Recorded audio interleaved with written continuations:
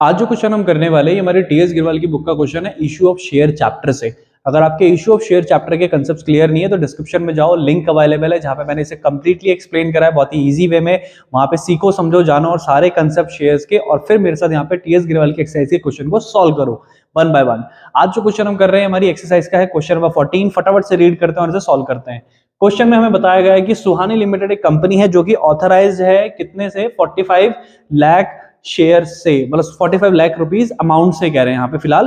तो यहाँ पे कह रहे हैं जो इनके पास 45 लाख रुपीस हैं, इसको इन्होंने क्या कर दिया है, डिवाइड कर दिया है हर एक शेयर में, यानी कि हर शेयर की कीमत इन्होंने बताई है कितनी, 150 रुपए। तो जो 45 लाख रुपीस इन्होंने यहाँ पे लिखा है ना, तो इसको हम डिवाइड करेंगे इनके पर शेयर वैल्यू से, जिससे हमारे पास एक वैल्यू निकल कर आएगी कितनी, 30,000 शेयर। तो इनके पास टोटल नंबर ऑफ शेयर कितने अवेलेबल हैं, 30,000 अवेलेबल हैं। कैसे पता करा हमने जो भी इनके पास टोटल अमाउंट जिससे ऑथराइज है उसको डिवाइड कर दिया इनकी पर शेयर वैल्यू से, फिर उससे हमें पता चल जाएगा इस कंपनी के पास टोटल नंबर ऑफ शेयर कितने हैं। अब इस कंपनी के पास 30,000 शेयर हैं, तो ये कंपनी पूरे के पूरे शेयर तो इशू करेगी नहीं ना मार्केट में। क्यों? क्योंकि अगर इशू कर दिए और हम सब ने मिलकर खरीद लिए 30,000 शेयर, तो उस कंपनी के मालिक तो हम हो गए। तो कंपनी कभी भी ओनरशिप तो लूज नहीं करना चाहेगी, इसलिए कंपनी क्या करने वाली है, यहाँ पर सिर्फ कुछ ही शेयर को इशू करेगी। जैसे आगे बढ़ते हैं तो कंपनी बताती है कि भाई कंपनी ने क्या करा, सिर्फ 15,000 शेयर को इशू करा है। तो 30,000 कंपनी से 30,000 शेयर से ऑथराइज है, जिसमें क्या कर रहे हैं, सिर्फ 15,000 शेयर ही मार्केट में बेच रहे हैं। ठीक है, हर शेयर की कीमत कितनी है, 150 रुपए। ठीक है, तो इस हिसाब से ये पैसा कितना उठाना चाह रहे हैं मार्केट से, ये उठाना चाह रहे हैं 22,50,000। ठीक है, तो ये यहां से मार्केट से पैसा उठाना चाह रहे हैं 22,50,000 रुपए। ठीक है, लेकिन इसके बाद हुआ क्या, लोगों ने कितने शेयर के लिए अप्लाई करा एट द एंड, अगर हम यहाँ पे देखेंगे, ठीक है, फटाफट से अगर हम यहाँ पे मार्क करते हैं तो कंपनी में जो लोग हैं, मतलब जो लोग इनकी शेयर खरीदना चाहते हैं, वो कितना खरीदना चाहते हैं, सिर्फ 14,000 शेयर खरीदना चाहते हैं। कंपनी ने ऑथराइज तो है 30,000 से, इशू करे हैं 15,000 शेयर, लेकिन लोग खरीदना चाह रहे हैं सिर्फ और सिर्फ 14,000 शेयर को ही। ठीक है, तो अब जो 14,000 शेयर है उस पर लोग कितने रुपए देंगे, 150 के हिसाब से पैसा दे देंगे, है ना। 14,000 इंटू 150, तो यहाँ पर कितना आ जाएगा, 21 लाख रुपए आ जाएगा।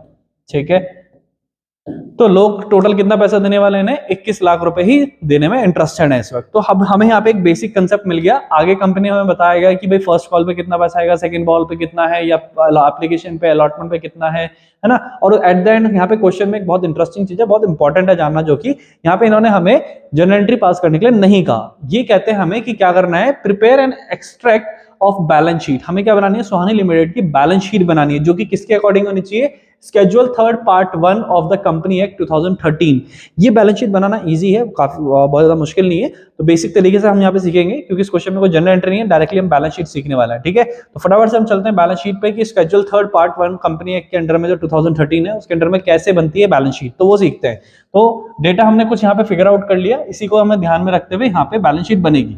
तो बैलेंस शीट का जो बेसिक फॉर्मेट है वो है ये, जहां पर हमें क्या लिखना है, पर्टिकुलर नोट नंबर अमाउंट। ठीक है, और ये है आगे हमारा बैलेंस शीट।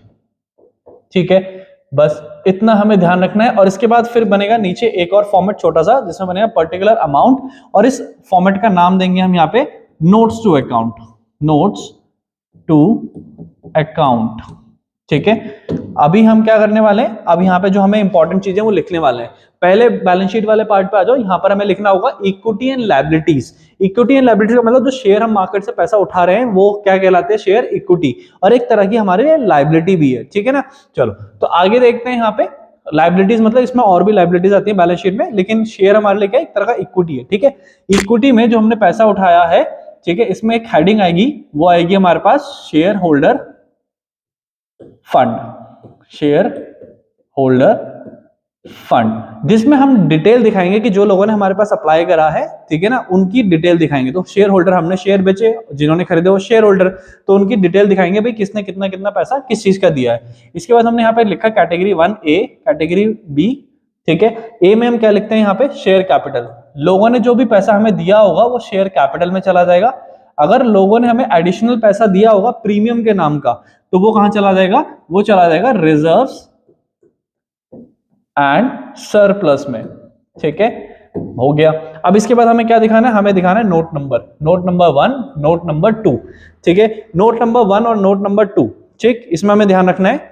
अब हम यहाँ पे लिखने वाले हैं कि टोटल शेयर कैपिटल में कितना पैसा दिया होगा लोगों ने हमें। हमने अभी कैलकुलेट करा था कि लोगों ने हमें जो अप्लाई करा 14,000 शेयर इंटू 150 रुपए के हिसाब से 21 लाख रुपए दिए हैं उन्होंने हमें, ठीक है। तो यहाँ पे हम लिख देंगे 21 लाख रुपए। इसके बाद रिजर्व एंड सरप्लस में क्या आएगा, जो भी लोगों ने हमें प्रीमियम दिया होगा। क्वेश्चन में हमें बताया गया था कि लोगों ने 10 रुपए के हिसाब से प्रीमियम भी दिया है, तो कितने शेयर पे दिया होगा, 14,000 शेयर पे दिया होगा, राइट।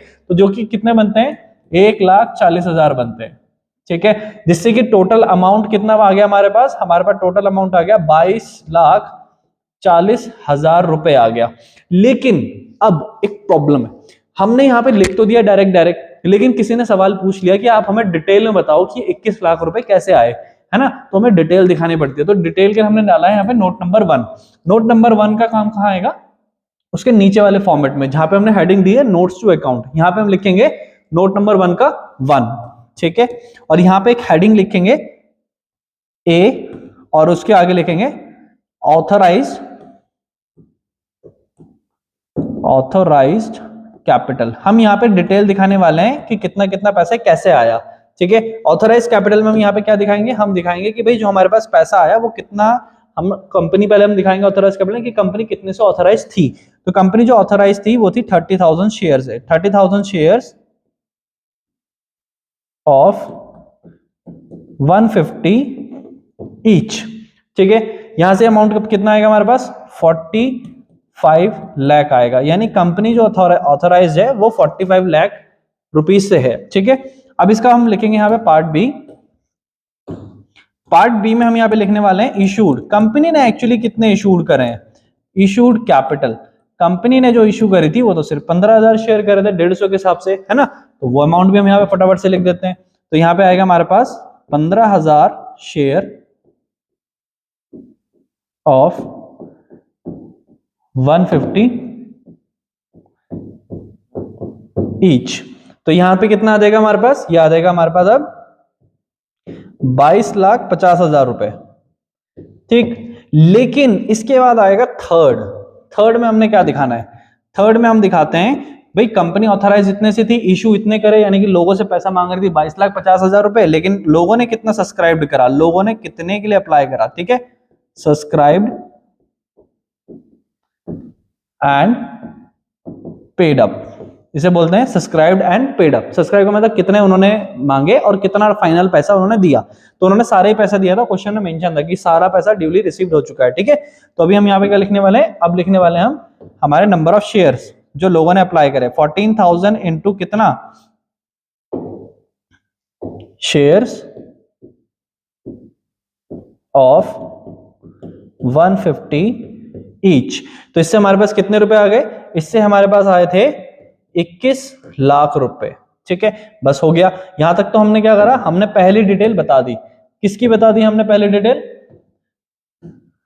हमने पहली डिटेल बता दी शेयर कैपिटल की, कि शेयर कैपिटल का जो पैसा आया है वो कैसे आया। अब हम बताएंगे सेकंड में हमने नोट नंबर डाला है 2। अब इसके लिए हम क्या करेंगे, हमने पहला डाला था 1 और 1 के अंदर में तीन कैटेगरी आ गई। अब डालेंगे वहां पे नोट नंबर 2 का, ठीक है, एक्सप्लेनेशन कि ये पैसा आया कैसे, ठीक है। हेडिंग आ जाएगी हमारे पास यहाँ पे रिजर्व्स एंड सरप्लस। अब हमने मेंशन कर दिया रिजर्व्स एंड सरप्लस, हमें और क्या लिखना है यहाँ पे, अब हमें एक छोटी सी चीज लिखनी है यहाँ पे, जो कि क्या है, वो पैसा किस चीज का आया था, सिक्योरिटी प्रीमियम का आया था। तो हम यहाँ पे मेंशन कर देंगे सिक्योरिटी प्रीमियम, ठीक है। कितना आएगा हमारे पास, यहाँ पे आएगा हमारे पास 14,000 शेयर इंटू 10 ईच, क्योंकि प्रीमियम का कितने रुपए लेने थे, 10 रुपए ईच लेने थे। तो टोटल कितना आ गया, 1,40,000 आ गया, ठीक है। जिससे कि अब हमें जो टोटल कंसीडर करना है वो सिर्फ सब्सक्राइब्ड और रिजर्व का मिला के करना है। तो टोटल पैसा जो हमारे पास आया वो आया है हमारे पास 22,40,000 रुपए। तो हमने जो डिस्क्रिप्शन वहां पे दिया है ना ऊपर, वो इसका दिया है, मतलब एक्चुअल में हमने जो अमाउंट लिख दिया था उसका डिस्क्रिप्शन ये हो गया कि ये पूरी डिटेल है। आप यहाँ से चेक करो कि भाई हमारे पास इतना इतना पैसा जो आया है उसकी डिटेल यहाँ पर है, ऐसे ऐसे हमें मिला है लमसम, ठीक है। इसके बाद अगर कभी कोई बैलेंस शीट आपको एडिशनल देखने के लिए मिले, वैसे तो इतना काफी है हमारे लिए लिखना, लेकिन कभी आपको एडिशनल देखने के लिए मिले तो इसके नीचे एक कॉलम और आ जाता है जिसमें हम क्या दिखाते हैं, सेम अमाउंट, क्योंकि जितनी लायबिलिटी होती है हमारी उतनी ही एसेट्स भी होती है। तो हमें यहाँ पे क्या करना होगा, नीचे हम और डालेंगे यहाँ पे current asset cash and cash equivalent और उसमें लिख देंगे सेम 22,40,000 रुपए। लेकिन फिलहाल आप इतना भी करके आओगे, ये इनफ है हमारे लिए एक नंबर अच्छे लेके आने के लिए, और पूरे नंबर ही मिलते हैं। ठीक है, चलिए फिलहाल के लिए क्वेश्चन हुआ पूरा। अभी हम क्या करेंगे, अभी हम मिलेंगे हमारे नेक्स्ट क्वेश्चन में। और अगर शेयर के कंसेप्ट क्लियर नहीं है तो डिस्क्रिप्शन में जाओ और वहां पे चेक करो लिंक को, और पूरा जो हमारा अवेलेबल है लेक्चर उसको सुनो और समझो। चलो फिर मिलेंगे नेक्स्ट क्वेश्चन में।